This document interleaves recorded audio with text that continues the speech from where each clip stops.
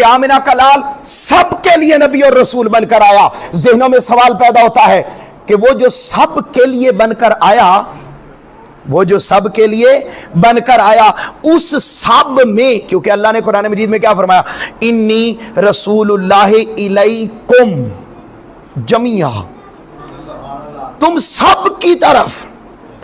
کیا اس سب میں صرف مسلمان آتے ہیں؟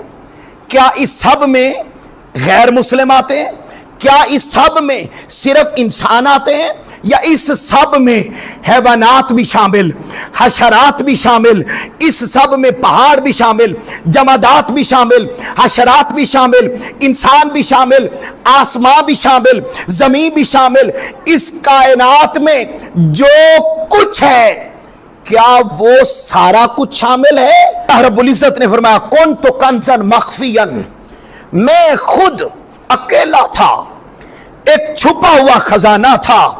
فَأَحْبَبْتُ، پس میرے دل میں یہ خیال پیدا ہو گیا، ان اعرف، کہ کوئی میری پہچان کرنے والا بھی ہو، کوئی ایسا بھی ہو جسے میں دیکھ سکوں اور وہ میرے حسن کا اندازہ لگا سکے.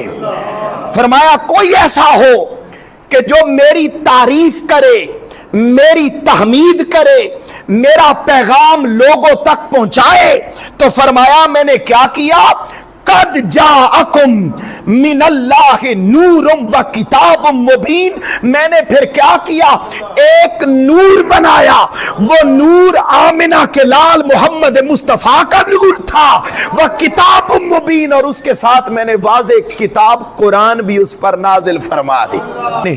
جب کن فرمایا نا تو کن سے پہلے تو کچھ بھی بولیے نہیں تھا. کن فرمایا تو وہ جو پہلا فیکون ہوا وہ کوئی اور نہیں تھا، وہ آمنہ کے لال محمد مصطفیٰ کا نور بنایا تھا.